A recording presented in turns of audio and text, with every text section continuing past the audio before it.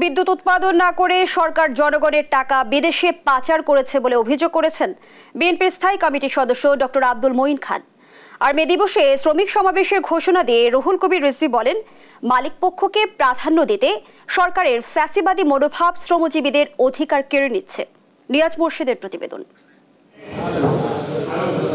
Dhaka reporters ইউনিটিতে সাবেক মন্ত্রী সুনীল কুমার গুপ্তের স্মরণ সভায় অংশ নেন বিএনপির স্থায়ী কমিটির সদস্য ডক্টর আব্দুল মঈন খান। তীব্র গরমে ঘন ঘন লোডশেডিং এর সমালোচনা করে তিনি বলেন, সরকার বিদ্যুৎ উৎপাদন না করে বিদেশে অর্থ পাচার করছে। 25,000 মেগাওয়াট বিদ্যুৎ তৈরির জন্য জনগণের ট্যাক্সের যে টাকা দিয়ে এই ব্যবস্থা করা হয়েছে, তার অধিকাংশ অর্থ বিদ্যুৎ উৎপাদনের কাজে না লেগে বিদেশে লক্ষ কোটি টাকা পাচার।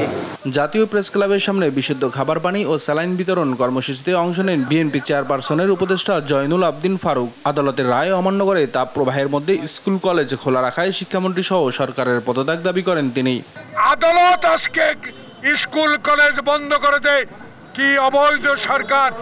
আদালতের রায়ও তারা মানে না। সরকারের কথা বলে শেষ হবে না। আমি বলতে চাই, পদত্যাগ করুন, মানুষকে বাঁচান, গরিব মানুষকে বাঁচান। আর কেন্দ্রীয় কার্যালয়ের যৌথ সভা শেষে বিএনপির সিনিয়র যুগ্ম মহাসচিব রুহুল কবির রিজভী বলেন, মালিক পক্ষকে সুবিধা দিতে গিয়ে শ্রমিকদের ন্যায্য অধিকার থেকে বঞ্চিত করছে সরকার। সরকারের ফ্যাসিবাদী মনোভাব ও অগণতান্ত্রিক শ্রম আইনে মালিক পক্ষের স্বার্থকে প্রাধান্য দেওয়ায় শ্রমিক সমাজ সর্বত্র হয়রানি সহ নানাবিধ অসুবিধার সম্মুখীন হচ্ছে।